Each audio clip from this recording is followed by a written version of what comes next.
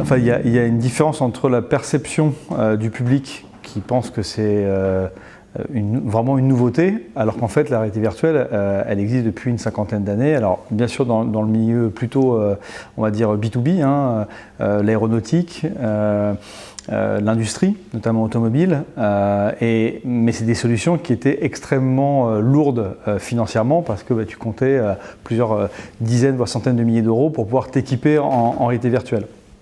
Là où ça a changé vraiment depuis 2016, c'est des acteurs qui se sont lancés, principalement deux, donc HTC Vive et puis Oculus, qui a été racheté depuis par Facebook. Alors, tu en as d'autres, mais c'est les deux acteurs principaux.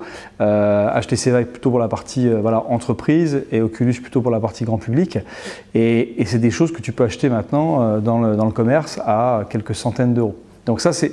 En termes de diffusion de technologie, c'est quelque chose que tu vois dans les hôpitaux ou dans des projets avec pas mal de studios parce que le device, le matériel qui te permet d'accéder à la réalité virtuelle, maintenant est accessible financièrement. Maintenant, tu vas avoir des casques comme cela qui vont coûter quelques centaines d'euros qui vont être accessibles encore plus facilement techniquement, plus de fils, plus d'ordinateurs. Donc quand je disais tout à l'heure, c'est un peu 1983 de la réalité virtuelle, c'est que on revoit des fois des films où tu vois, tu as ton portable qui fait 15 kg et on se dit non, c'est très pratique, personne n'aurait un portable maintenant de 15 kg. C'est pareil pour la réalité virtuelle, il y a encore beaucoup de choses, les fils et les caméras, mais tout ça va évoluer et il faut avoir une projection dans 2-3 ans avec en plus des cycles je dirais, d'amélioration et d'amélioration technique qui sont beaucoup plus rapides qu'il y a une trentaine d'années. Donc voilà, pour nous, c'est un élément qui est essentiel, il y a la dimension techno et puis il y a la dimension de contenu. Et ce qui fait aujourd'hui la réussite par rapport à Sim4L, c'est que en fait, les partenariats, notamment celui qu'on a noué avec HTC Vive sur la partie santé, c'est que si tu développes, un peu comme les téléphones portables, beaucoup de matériel, mais tu n'as pas de contenu, ton device, ton matériel ne se diffuse pas. Et nous, si on n'a pas du matériel qui va apporter cette nouvelle génération en termes de pédagogie, ça ne fonctionne pas. Et donc, c'est vraiment un partenariat qui est très impliqué et concerné pour les deux partenaires, qui est de dire apportons une nouvelle approche dans la formation, notamment les casques autonomes en sont un bon exemple, mais avec du contenu qui va être très pertinent. Et donc c'est nous ce qu'on fait pour les soins infirmiers, pour le monde de l'urgence. Voilà. Donc la notion d'efficacité dans le matériel et dans la qualité du contenu pédagogique, c'est pour nous le socle pour que ça puisse bien marcher, quoi. C'est vrai que nous, notre positionnement, on est vraiment dans la formation initiale et continue pour ces outils. On n'est pas, par exemple, dans le bloc opératoire. Donc, tu m'évoques le projet du docteur Thomas Grégory, qui est intervenu à notre conférence à Station F en juin dernier. On a beaucoup échangé avec lui sur l'intérêt pédagogique. Alors, tu as l'usage de la réalité virtuelle, donc complètement immergé dans ton casque.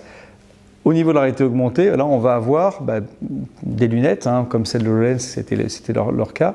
On va apporter un contenu complémentaire. Donc là, ça peut être sur l'opération, donc notamment en chirurgie orthopédique, où ça va permettre d'apporter une aide complémentaire au chirurgien et l'équipe qui l'entoure pour mieux accompagner le patient qui va être opéré. Donc là, on est vraiment dans le processus, je dirais, de l'opération. Mais c'est souvent le cas, et ça a été notamment avec le docteur Grégory, la possibilité aussi de former d'autres personnes à distance. C'est-à-dire, je vois avec les yeux du chirurgien. Et donc, on revient sur la partie formation.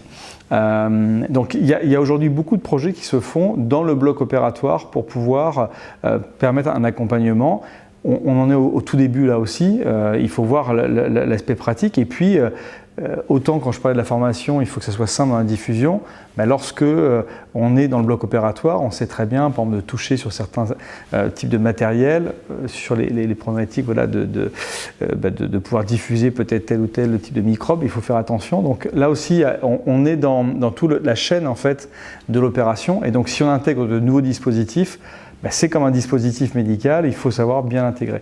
Mais on reste toujours dans un outil de réalité augmentée ou réalité virtuelle, enfin là plutôt réalité augmentée, qui va permettre d'accompagner le chirurgien dans le bloc opératoire, mais avec une vertu toujours, je dirais, de formation, notamment à l'extérieur. Et ça, nous, c'est un des volets, c'est ce qu'on a présenté au CES en 2018 à Las Vegas, sur le fait de travailler à plusieurs. Donc le test que tu viens de faire il y a quelques minutes, tu étais tout seul, tu te formes, tu peux avoir un formateur à côté de toi qui va t'accompagner.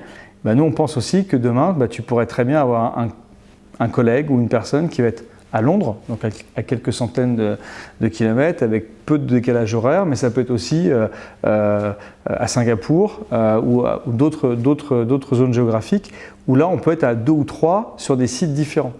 Et là, c'est extrêmement intéressant pour l'accompagnement des étudiants, des problèmes de santé, le compagnonnage. C'est des choses qui nous semblent extrêmement intéressantes. Là, on a développé un partenariat intéressant avec Invivox, qui est une société qui, elle, organise le compagnonnage en réel. Donc, si tu cherches un médecin, ça peut être à Bordeaux, ça peut être à Chicago, ça peut être dans d'autres endroits. Eux nous disent c'est hyper intéressant d'avoir un dispositif de réalité virtuelle qui va permettre en amont de tester. Donc tu vas pouvoir le faire sur ton casque ou sur une tablette et puis le jour J de pouvoir l'utiliser. Donc cette notion d'être en multi-utilisateur sur différents sites. En Chine, par exemple, les besoins sont colossaux en termes de formation, de nombre de personnes à former et forcément de distance géographique. Voilà, la réalité virtuelle là, peut être un élément intéressant.